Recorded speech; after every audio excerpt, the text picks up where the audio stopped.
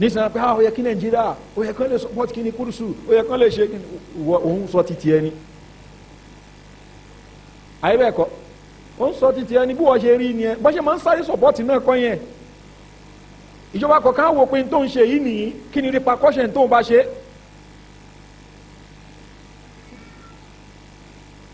so kò sí ìjọba àlù tí ó kì í worú nǹkan bẹ́ẹ̀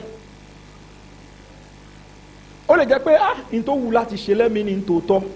ṣùgbọ́n tí n bá ṣe nǹkan yìí nìyí pé ó yẹ kí Saudi ó yẹ kán lè lọ attack Israel ni nǹkan Israel ṣe yẹn ò dáa tí Saudi bá lọ attack Israel ni America ó máa sùn Britain ó máa sùn gbogbo àwọn àlùtàwọn aláwọ̀ ń sáyàn irọ́ náà ń pa gbogbo wọn lójó attack Saudi ni ṣé gbogbo àwọn ìlú Islam tí wọ́n ní weapon gbogbo weapons tẹ́lẹ̀ ń rà ní ọ̀dọ̀ àwọn kèfèrí tẹ́ ní ra náà ni ẹ wà bá wọn jà ṣé Islam ló kọ́ wa nìyẹn Ànábì sallallahu alaihi wasallam fi ìgboro Mẹ́kà lẹ̀ lọ sí Madina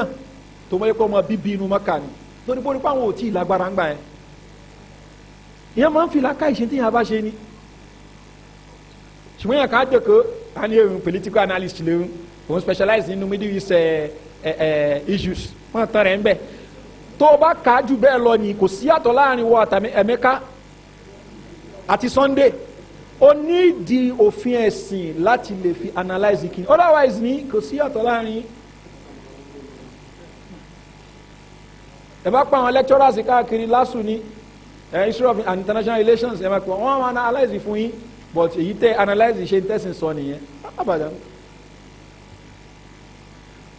so àwọn problem tá a ní nìyí kọ́nà ọba kí kó ṣàánú wa so àwọn Ikwani ní èyí tí ó jẹ wọ́n lógún jù lọ òun náà ní politics àbí kí ní power no power no Islam gbogbo tàbá lè fi establish power òun ní ká máa lé káàkiri àwọn kan ní àtẹ díẹ̀ àwọn ká máa dá wọn ọgbọ́n òní ọgbọ́n kan wọ̀bì kankan wọ àwọn oríṣiríṣi parastatals ní wọ́n wọ̀ wọ́n dọ́wọ́ gbọ́n ẹ̀yin náà mọ̀ wọ́n mítìnì òru gbogbo ẹ̀ mọ́ra wọn kí là ń ṣe ṣẹ́sìn náà nìyí o torí pé n tó jẹ́ wọn lógún jù nìyẹn yẹn so ibi tí wọ́n ti wá mọ̀ ní nígbà tí Ikhwanu Egypt ní tó jẹ́ basis gangan tó jẹ́ foundation tá má lè darapọ̀ mọ́ Shia Sufi àti gbogbo ẹ lọ then problem wà so táwọn kan ò bá darapọ̀ mọ́ táwọn ò gba àkídà Sufi àwọn ò gba kínní but wọ́n gba àkídà agbára oṣù wọn pọ̀ agbára yìí náà ni sọlọ jẹ́ pé mọ́jọ́ yẹ ẹ lẹ́nu tó o bá rí Ikhwani ní Nàìjíríà mi báyìí tó lọ darapọ̀ mọ́ Kamlati tó darapọ̀ mọ́ Nasrati àti bẹ́ẹ̀ bẹ́ẹ̀ lọ ipe àjọmọ̀ ṣe náà ni wọ́n dé àwọn azikaru irọ́ tán ṣe wọ́n jọmọ̀ ṣe náà ni torí pé tán wá after ni pé bọ́ọ̀lù àwọn fẹ́ jó lórí ibẹ̀ yẹn kò sí ní tà lè compromise nítorí pé a fẹ́ jó lórí àkídà Ikhwanu nìyẹn táwa fẹ́ jó lórí kò sí ní tà lè ṣùgbọ́n kí a lè fi takò ẹni tó ń bẹ lórí tó ń bẹ nípò lórí ẹ takò pé kò lòfin Ọlọ́run ẹ takò pé kò ṣe ẹ̀tọ́ àwọn èèyàn fún ṣùgbọ́n táwọn wá débẹ̀ tán kí làwọn wà lò ó ti ń sìn nítorí máa ṣe ó lè wọ́ọ̀sì jù dẹ́ntàn takò lọ. ní Tunisia Rashid Ghannouchi ní nǹkan bíi 80s nǹkan kàmára yóò máa pariwo al-Islam wal-hal Islam ni solution ìgbà tí kíni wọ́n débẹ̀ tí pàtì wọ́n débẹ̀ nísìn wọ́n béèrè lọ́wọ́ pé bóun níṣẹ́ máa lo ẹnu àwọn òní lòfin ẹ̀ lọ́hùn táwọn aráàlú bá fẹ́ làwọn á lò kí wọ́n ní gbogbo ariwo òṣì tẹ̀ ń pa látijọ́ yìí àṣẹ tẹ̀ ń ta àwọn èèyàn ní agbára lẹ́ ń wá.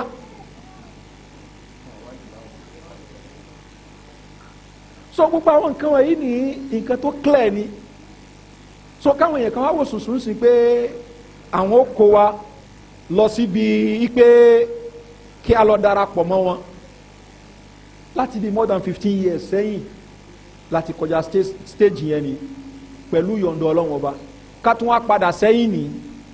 a'udhu billah eléyìí la fi ń sọ ntá ń sọ kò sẹ́yìn kan tó sọ pé wọ́n àríwá pé àwa violent rí violence ò ń ṣe ìlànà wa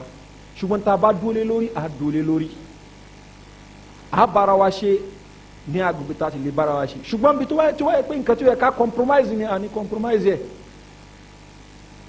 so kò síbẹ̀ nìyẹn ẹni yẹn ò lè gba doctorate tí ó ju ti Salman Auda lọ tí ó ju ti Safar Awali lọ tí a ju ti Qaradawi lọ pẹ̀lú gbogbo yẹn náà ni àwọn àfẹ́sìn wọ́n wọ́nu àwọn èèyàn against akida àwọn ni náà torí àsìkò àwọn mo fẹ́ convention fatwa Sheikh Abdul Abbad tó lára àwọn nǹkan tán máa ń lò àwọn afáwọn kalẹ̀ tí wọ́n á ṣe sọ àwọn míì ṣùgbọ́n lára àwọn nǹkan tán máa ń lò wọ́n á lo tíra rifqan ahla sunna bi ahli sunna tí Sheikh Abdul Abbad tí wọ́n sọ tí wọ́n kọ́ bàbá yìí jẹ́ kọ́rọ̀ wọn clear wípé tíra yìí àwọn alùsùnà sáré alùsùnà là ń sọ ọ́ làwọn ń sọ pé ẹ tẹ̀ jẹ́jẹ́ fúnra yín o ipe kìíní yìí ni kò bá àwọn ìkwánu wí o ṣùgbọ́n àwọn yẹn wọ́n á lò ó láti lè sọ pé tẹ̀ jẹ́jẹ́ fáwọn ìkwánu lọ́dọ̀ tí wọ́n ń bí ẹ̀ gàtí kan tí mo sọ wọ́n mú tíra bàbá Abad àwọn ni rifqan ahla sunna tíra tí bàbá máa kọ fáwọn onísúnà àwọn à ń lò ó láti sọ pé kí ni ẹ tẹ̀ jẹ́jẹ́ fáwọn ìkwánu ń bí báyìí o ṣùgbọ́n alhamdulilayi bàbá tó kọ tíra ò tí kú àyàn wá bèèrè pé bàbá àwọn èèyàn kan ń lo tíra yìí láti lè máa fi sọ pé káwọn èèyàn fún àwọn hizbiyun àtàwọn ikhwaniyun kan fún wọn kan ṣe jẹ́jẹ́ pẹ̀lú wọn pé kán má takò wọn mọ́ bàbá ní pé kí ni tíra táwọn kọ àwọn ò gbàlérò pẹ̀lú àwọn ikhwanu ni. mo ń kó bí àwọn afáàmì àbámi kàmi. naam yaqulu as-sa'il fadilata ash-shaykh laqad sha'a 'inda ba'd ash-shabab ó ní ẹ̀yin afáwa in tó gbajúmọ̀ lọ́dọ̀ àwọn ọ̀dọ́ kan ó ní pé anna sheikh abdulmuhsin al-abbad ikú bàbá abdulmuhsin al-abbad taraja an taqridi li kitab madarik an-nadar ipe tíra tí wọ́n tán pè ní madarik an-nadar tí abdulmalik ramadani lára àwọn afa algeria ni tó kọ tíra yìí ó tú àṣírí safar awali síta ó tú àṣírí salman auda nasir al-umar aidul qarni gbogbo wọn ló lọ gbé ọ̀rọ̀ wọn wá ní ó tú àṣírí wọn síta tó expose wọn tíra yẹn ní ó máa ń bí àwọn hizbiyun àti àwọn harakiyun ó máa ń bí wọn nú gan so wọn wá ní baba abadi ní ẹni tó kọ tíra yìí gbé tíra yìí fún baba abadi kà so wọn kọ forward síbẹ̀ Sheikh Albani náà ka tíra yẹn tíra yìí ní nǹkan tá a ti ìgbà tó kọ́kọ́ dé photocopy ẹ̀ la ṣe ni eléyìí máa ti mọ lọ bí i 12-13 years àbí tí n bá ṣe mistake a ṣe photocopy ẹ̀ láàrin ara wa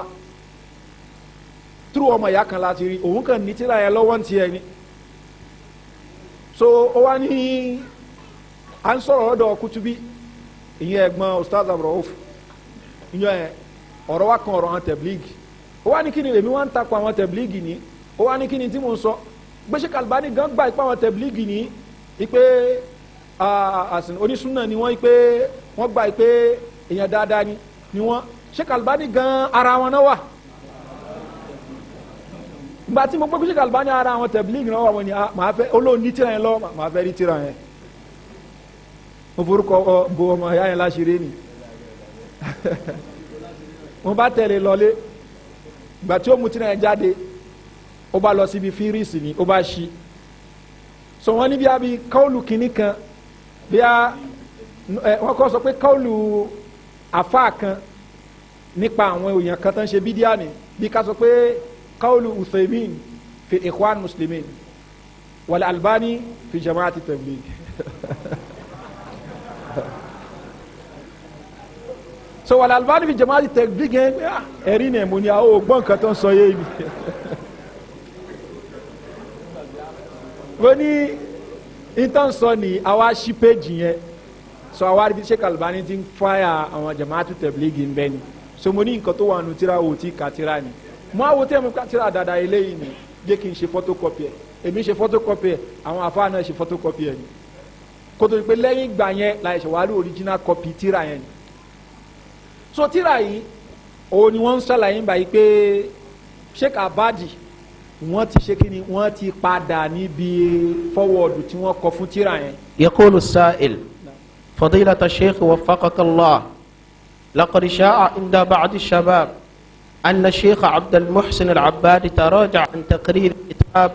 مدارك النظر للشيخ عبد المالك وأن دليل تراجعه هو كتاب المطبوع رفقا أهل السنة بأهل السنة، فما هو الرد على هذا الكلام حفظكم الله؟ naam ṣókí nǹkan tán kà fún wa òun ni pé wọ́n lẹ́yìn tó gbajúmọ̀ lọ́dọ̀ àwọn ọ̀dọ́ kan òun ni pé Sheikh Abdul Abad wọ́n ti padà níbi fọwọ́ọ̀dù tí wọ́n kọ fún ọ̀rọ̀ tí síwájú tán kọ fún tíra Madarikun Nazar tí Sheikh Abdul Malik Ramadani tí wọ́n sọ kí lẹ fẹ́ sọ lórí eléyìí. أجاب الشيخ عبد المحسن قائلا: أولا كتاب مدارك النظر أنا قرأته مرتين. Sheikh Abdul Abad ní pé àkọ́kọ́ tíra Madarikun Nazar ẹ̀ẹ̀mejì mo kà. يعني أنا سئلت يعني عدة مرات أنني ما قرأت يعني الكتاب كله أو إنما قرأت بعضه أو اطلعت على بعضه، وأنا قلت وأقول إنني قرأته مرتين من أوله إلى آخره. So wọ́n ní kò ń ṣe pé mo ka díẹ̀ nu tíra yìí mo kà á from pali to pali ni. إنني قرأته مرتين من أوله إلى آخره. ẹ̀ẹ̀mejì òun ni mo kà á from pali to pali. المرة الأولى قرأته لأن ما طلب مني أن أكتب فيه أكتب شيء عنه فقرأته قراءة يعني الاطلاع على ما فيه من أوله لآخره. So àkọ́kọ́ ni kò ń ṣe pé wọ́n ní pé kí n kọ̀ǹkan sí wọ́n ní kí n kà á ni so torí ẹ̀ mo kà á nígbà tí mo kà á láti pilẹ̀ dé ìparí ni ní kíkà tó jẹ́ ti farabalẹ̀ bọ̀ kò ń ṣe pé torí mo fẹ́ kọ̀ǹkan. ولما فرغت وقلت لمؤلفه أني اطلعت عليه وأنه مفيد قال لو كتبت يعني مقدمة له. nígbà tí mo wá kà á tán mo sọ fún ẹni tó kọ ìpè mo ti ka tírà ẹ̀ tán o ó wá ní èrè àfa wa tẹ bá lè bá ń ṣe muqaddimah fún tírà yìí. فقلت إذ أقرأهم إذا أقرأه مرة ثانية فقرأته. tó bá ṣe pé n tẹ fẹ́ kí n ṣe nìyẹn màá tún kà lẹ́ẹ̀kan sí. فقرأته من أوله إلى آخره. so mo kà á láti pálí tó pálí. وانتقيت منه بعض المواضع التي تكلمت عليها. so wọ́n ní àwọn comments mi tí mo make ń bẹ́ẹ̀ mo kàn ra fa àwọn míì mo fa àwọn yọ ni kò ń ṣe pé mi ka tírà yẹn gbogbo ẹ̀ kọ́ ló jẹ́ kí n kàn ra comment níbi àwọn kankan àwọn tí mo comment yẹn ó kàn wù mí kí n comment lórí àwọn bẹ̀rẹ̀ ni. فإذا الكتاب قرأته كله من أوله إلى آخره وما ذكرته يعني أو ما نصيت عليه هذا يعني ذكر لبعض ما فيه وليس لكل ما فيه ولم أتراجع عن شيء مما كتبته. so wọ́n ní tó wà ń bẹ̀ tí mo kọ yẹn mo kàn kọ àwọn yẹn ni kò ń ṣe pé mi ka gbogbo ẹ̀ tán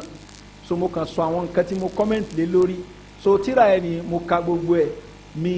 dẹ̀ kó nǹkan kan jẹ́ ń bẹ̀ mo sì dúró lórí rẹ̀. والكتاب الذي كتبته أخيرا وهو رفقا أهل السنة بأهل السنة. wọ́n ní tíra ẹlẹ́ẹ̀kejì tí mo kọ tí orúkọ rẹ̀ ń jẹ́ rifqan ahla sunna bi ahli sunna. لا علاقة للذين ذكرتهم في مدارك النظر بهذا الكتاب. wọ́n ní àwọn tí wọ́n dárúkọ nínú Madarikun Nazar àwọn Ikwanu ni àwọn Hizbiyun ni Salman Auda ni Aidul Qarni ni Nasir Umaru ni gbogbo àwọn yẹn ni wọ́n ní kankan ṣe pẹ̀lú tíra tí mo kọ lẹ́lẹ́kejì yìí o. فهذا الكتاب الذي هو رفقا أهل السنة بأهل السنة لا يعني الإخوان المسلمين. wọ́n ní tíra rifqan ahla sunna bi ahli sunna kò ń ṣe àwọn Ikhwan mo fi ń bá wí o. ولا يعني المفتونين بسيد قطب. náà wọ́n ní rifqan ahla sunna bi ahli sunna kí ni túmọ̀ rẹ̀ òun náà ni pé ẹ̀yin onísúnà ẹ ṣe sùúrù fúnra yín báwọn yẹn ṣe ń sọ ń sìn ń tó dùn dáadáa ni ṣùgbọ́n táwọn Ikhwaniyun àtàwọn Hizbiyun tán rí pé ọ̀rọ̀ bàbá yìí ṣe lò wọ́n ṣe kí ni wọ́n mú wọ́n lò kó ṣe Nàìjíríà yìí nìkan wọ́n lò ó lọ́hùn náà àwọn Ikhwanu tẹ́tíra yẹn gan táwọn ń pín fáwọn èèyàn Hizbiyun wọ́n tẹ́ gan tó ní nǹkan tó máa ń wá nìyẹn nǹkan tó bá jẹ́ táwọn lè lò gẹ́gẹ́ bí ẹ̀rí ṣùgbọ́n ńgbà tí ọ̀rọ̀ dọ́dọ̀ bàbá wọ́n ṣe kí ni wọ́n gbá wọn dànù pé ẹ̀yin kọ́ mò ń bá wí. náà nísìnyí kí àwa máa sọ pé àwọn Ikhwanu ní pé oníbídíà ni wọ́n káwa ara àwọn èèyàn kan tí ó mọ̀ gbarata fún wọn àwọn tó ní gbarata fún wọn èyí ni wọ́n jẹ́ ọmọ kéwu bàbá àbáàdì àbí ká tẹ̀ sọ pé ìtú kéwu lọ́dọ̀ bàbá àbáàdì náà èwo làwọn amú sí sọ̀rọ̀ bàbá àbáàdì làámú ni àbí ọ̀rọ̀ ọmọ kéwú àbọ̀rọ̀ ọmọ kéwú tí ń tako ìntàfà rẹ̀ ń sọ àbí ìntàfà rẹ̀ ń sọ èwo la fẹ́ múnu méjèèjì wọ́n wà láwa mutashadidun Sheikh Abad mutashadid Sheikh Fawzan ní ọ̀rọ̀ tí wọ́n náà wà ń bí báyìí gbogbo eléyìí tẹ̀frígù ni ọ́díò rẹ̀ wà tá a lè gbọ́ Sheikh Fawzan wọn àwọn náà fáyà àwọn Ikhwanu ni Sheikh Mubasi kan tó jáde láyé wọn fáyà wọn àwọn afáwọn yìí ni wọ́n dé àfa dáadáa tó ṣe pé táwọn bá máa burú pẹ̀lú yẹn wọ́n á sọ̀rọ̀ ẹnìyẹn dáadáa ni ṣùgbọ́n Sheikh Mubasi rahimahullah wọn kan fúnra wọn ṣe sọ ní wọ́n ní àwọn òkà tíra àwọn Ikhwanu tẹ mọ́tìrì àsàmbánná gan àwọn kan bá wọn lòmí bá lókè ni mùsùlùmí sí mùsùlùmí ni torí àwọn ọ̀dẹ̀ kan sọ wọ́n ní kí làwọn àfa yẹn kí náà jẹ́ kán employ wọn sí afa kọ́ ló employ wọn Sheikh Mubasi kọ́ ló ìjọba ló mú wọn wá in fact ní ẹni tí ó jẹ́ political adviser ọba Abdulaziz Hafiz Wahba ọmọ Egypt ni òun ló ṣètò bọ́n ṣe fẹ́ gba àsàmbánná gẹ́gẹ́ bí teacher sí ìkànnì àwọn school ni bọ̀ kò padà work gẹ́gẹ́ bí àsàmbánná gẹ́gẹ́ bí wọ́n ṣe sọ nínú tírà rẹ̀ ní Mudhakiratu Da'wa wa Da'iya kò padà work so àwọn nǹkan mímẹ́ tó ṣe pé ọba máa ṣe bí nǹkan tí wọ́n ṣe rí bọ́tàfà ni pé má takò ọba tó bá ní nǹkan tó lè explain yẹn fún wọn tó bá gba alhamdulilayi bá gba fún wọn lẹ̀ wọ́n mú bá tiẹ̀ lọ so Sheikh Mubasi tírà bẹ wájú wọn tó fẹ́ pa tó pọ̀ jantirẹrẹ wọn wá jókòó tírà àsàmbánná tírà sẹ́t kóòtù tírà fatiyakan tírà eléyìí tírà wọn fẹ́ ká àwọn tírà ẹ̀sìn ńláńlá ń bẹ ṣùgbọ́n wọ́n bá wọn lò pẹ̀lú nǹkan tí àníyàn tó da wọn làwọn èèyàn tó wá fi ń fọ́ tiwọn Sheikh Albani wọ́n bèèrè lọ́wọ́ pa Muhammad Sururu ní ìtànpé Sururiya ọlọ́wọ́ ọmọ ìtànpé Sururiya ẹni wọ́n bèèrè pé Muhammad Sururu pé àwọn mọ̀ lẹ́ni tó ṣe pé ọ̀rọ̀ politics ló jẹ́ lógún jù ṣùgbọ́n Sururiya àwọn ò mọ̀ àwọn tó ń pè bẹ́ẹ̀ ni àwọn mọ̀ kàn fa àwọn èèyàn kan tì síbẹ̀ ṣùgbọ́n àwọn ò mọ̀ details wọn kí làwọn kan tó dólé lórí gangan ṣùgbọ́n man alima hujjatun ala ma lam ya'lam àwọn ò mọ̀ ẹlòmíì mọ̀ ṣùgbọ́n bàtà àbáyé náà padà rí aburú àwọn nǹkan wọ̀nyí ó ti sì kálukú ló tààrọ́jà níbẹ̀ ni ìpè àwọn bíbí aláburú èèyàn ni wọ́n so kò jẹ́ bí yẹn ṣe jẹ́ ila aqal náà wọ́n ní títí Sheikh Abad wa padà sọ. ولا يعني المفتونين بسيد قطب وغيره من الحركيين. bàbá Abad ń tẹ̀síwájú wọn ní tíra mi yóò rí fúkọ́n àlà sunna bí àlì sunna àwọn èèyàn tán ti gbà tán jẹ́ pẹ̀lú sẹ́kútù kọ́ mò ń sọ o. من الحركيين. nínú àwọn oní activism. ولا يعني أيضا المفتونين بفقه الواقع. kò ń ṣe àwọn oní fíkì ìlú wákìrì. wọ́n lé ní. wọ́n á rọ́gà ní sí fíkì ìlú wákìrì. mọ́ṣáláṣí máa kún current affairs wọ́n fẹ́ sọ fún wa pé àwọn afáàyàn wọn máa fíkì ìlú wákìrì ni wọ́n ti finish àwọn àbáyẹn nìyẹn gba pé ṣígun báàzù àbáyẹn wọn máa fíkì ìlú wákìrì ni Sábàrù Làwálí ó sọ nú ọ̀rọ̀ kan pé àwọn afáàyàn alẹ́ blame wọn náà wọ́n ti ń dàgbà náà wọn ní pẹ́ jáde láyé sí so ká má blame wọn ti gbìyànjú fún wa náà so wọn mọ tó ń ṣẹlẹ̀ Sheikh Albani rahimahullah ta'ala wọn respond ìṣúrù nǹkan báyìí njọ kan wá nìyẹn ṣé ní òṣùpá là ń gbé ni táàbí mọ tó ń ṣẹlẹ̀ lórí ilẹ̀ ni so àsìnká a lè mọ nǹkan jura wa lọ ṣùgbọ́n yóò túmọ̀ sí pé àwa náà mọ nǹkan kan ni dé nǹkan tó mọ ń tẹ̀sí sọ pẹ̀lú ẹ̀ aburú ni torí pé ó ṣẹ̀ṣẹ̀ gbé pẹ̀lú ẹ̀ ni. والنيل من الحكام. نعم. يعني ولا يعني أيضا المفتونين بفقه الواقع والنيل من الحكام. bákan náà والنيل من الحكام tíra yìí ni kò bá àwọn tó ṣe wípé kán máa bú àwọn olórí àwọn tó ṣe pé máa ń bú àwọn olórí nìyí kò bá wọn wí o that is kò kàn wọ́n rí fún àlà súná bí àlà súná ò bá wọn eléyìí wí àwọn eléyìí ẹ̀ fáyà àwọn dáadáa àwọn tó ń bú àwọn olórí. وكذلك التزهيد في العلماء. àwọn tó ṣe pé wọ́n máa ń ṣe àwọn èèyàn lójú kòkòrò pé kán jìnnà sáwọn àfa. لا يعني هؤلاء لا من قريب ولا من بعيد. tíra yóò ní kankan ṣe pẹ̀lú àwọn eléyìí. لا من قريب ولا من بعيد. kò ní kankan ṣe pẹ̀lú wọn rárá. nítorí wo kéré mọ́. وإنما يعني أهل السنة فقط. àwọn tó ń bá wí gangan làwọn ahlu sunna àwọn ahlu sunna ṣùgbọ́n jama ṣẹ́rí pírọ́blẹ́mù ta ní kọ́lọ́mà kó ṣàánú wa ó ní pé àwọn ahlu sunna à ń fọ́ à ń fọ́ ẹmọ tó ń fọ́ wa in tó ń fọ́ wa òun ni àwọn hizbiyun àwọn harakiyun àwọn ikhwan muslimun jama'atu tabligh àwọn náà ń fọ́ wa ìtẹ̀mí àti ẹjọ́ gbà usulu wa ìkankan náà ni ṣùgbọ́n ìfẹ́ ta ní sí àwọn èèyàn tó bá yá ó máa ń fẹ́ ń dí wa lójú kò ń jẹ́ ká lè lo usulu wa ẹ̀ mọ́ kò ń jẹ́ kí a lè lo ti ìta àdúlé nǹkan kan náà lájọ àgírílẹ̀ lórí o ṣùgbọ́n pé nǹkan yẹn ni yìí kó sí tó wà ní pé ó yẹ ká fún un excuse ó yẹ ká ṣe kinní kan kò yẹ ká ṣe ó yẹ ká ṣe kò yẹ ká ṣe ó yẹ ká ṣe àwọn abẹ́rẹ́ sí takò ara wa àwọn ló bá tún kún yẹlẹyẹlẹ ni nǹkan rẹ̀ ní inú àwọn ọmọ dùn pé alhamdulilayi wọ́n ti fọ́ alhamdulilayi wọ́n ti fọ́ so ìmọ̀ tó bá yẹ ká dú ẹ̀jẹ̀ àdúró bẹ́ẹ̀ ẹ má jẹ́ ká mọ gbarata fún yàn èyàn ń tìrìtì ọ̀rọ̀ fíkìwù fún wa ó ti ń sìn kò tí túmọ̀ sí pé ó ń tìrìtì ọ̀rọ̀ àkídà ó ń tìrìtì ọ̀rọ̀ àkídà kò tí túmọ̀ sí pé kí ni ó ń tìrìtì ọ̀rọ̀ àkídà yẹn bó ṣe yẹ kó mọ tìrìtì ẹ̀ ọ̀rọ̀ fíkìwù kì í fẹ́ kọ́ yín mọ́ ṣe ń kírun sí fẹ́ kọ́ yín mọ́ ṣe ń gbà ẹ̀ mo fẹ́ kọ́ yín ní bọ́ yín ṣe léyìí onísúfì lè sọ o onísúfì ó lè sọ àwọn onísúfì kan bẹ tó ṣe pé tó bá di ọ̀rọ̀ àwọn àkàmù ní ó tẹ́ nísìn wọ́n á dúró tìǹù sùsù ni ṣùgbọ́n tó bá ti di bí ọ̀rọ̀ àkídà nìyí irọ́ ọpọlọ náà wọn lò àwọn aṣáájú máa ń gbọ́ àlà aqlu muqaddamun àlà naqli àwọn àṣàyíra àtàwọn mọ̀tẹ́sílà náà máa ń sọ yẹn tó bá ti di ọ̀rọ̀ àkídà làákà inú wa fi ṣùgbọ́n tó bá di ọ̀rọ̀ fíkíù ní ó tẹ́ sìn ẹ̀rọ àwọn àṣàyíra míì tó ṣe pé wọ́n dúró ti tẹ́kìsì ni tó bá lọ gbàdúrà pẹ̀lú èèyàn kan tó pé torí pé ó ń kọ́ ẹ ní fíkíù ó ń ṣe kínní ni ó létí rétí yàn pẹ̀lú ẹ̀ ẹni tó ń kọ́ ẹ ní fíkíù tó mú dẹ̀ lílu wa tó ṣe gbogbo ṣe ó lè jẹ́ sufi ni ìfẹ́ ó lè jẹ́ kùbúrí àwọn tó máa ń bọ sàárè sóní láti tún wọ́ọ̀ṣì yẹn náà pé ṣáàkìdá rẹ̀ gbádùn àbí ó gbádùn alhassan bin sọ́ọ̀lì bin hayi tá a sọ ní afánlá ni ó gúdù bí fíkíù ó gúdù bí hadith ṣùgbọ́n torí pé kí ni yàrá jawaz al-khuruj ala al-hukam ipa lè vote against àwọn olórí nítawọn ẹni ṣíwájú fi bàdá ẹ nìyẹn ọ̀rọ̀ àkídà nìyẹn sọmọ gbàtàn jẹ pẹ̀lú yẹn kan ìfẹ́ tó ní síyàn má tì í síwájú tó bá pẹ́ ni tó nífẹ̀ẹ́ síyàn tó bá fẹ́ ṣe dáadáa fún tó fẹ́ ba tiẹ̀ jẹ́ di mọ́ téèyàn kan bá ń àtàkì ẹ̀ pé nìyẹn kí ló ń àtàkì ẹ̀ fún dẹ́ntẹ́ni yìí ò bá lè ṣàlàyé àwọn nǹkan tó kó sí dẹnu òun lálábòsí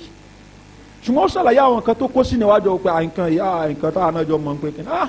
bó mo ṣe wá fẹ́ rẹ́ ni tí máa bá sọ̀rọ̀ o ìwọ lè mọ lọ bá sọ̀rọ̀ bọ̀ kò ń ṣe lásìkò kí gbogbo èèyàn mọ lọ ṣe kí ni kó mọ lọ bá sọ̀rọ̀ gbapẹ́ kò yẹ ká ti ṣe yẹ ká lọ yẹ ta ló gbé kọ́ídà yẹn kalẹ̀ gbọ́tẹ́ yẹn ká bá ti gbogbo yẹn gbọ́ ọ̀rọ̀ bá sọ̀rọ̀ ni Imam Ahmad rahimahullahu ta'ala wọ́n sọ wọ́n ní karabi sí ń sọ báyìí ẹsẹ̀kẹsẹ̀ náà gbé dájọ́ lé lórí ni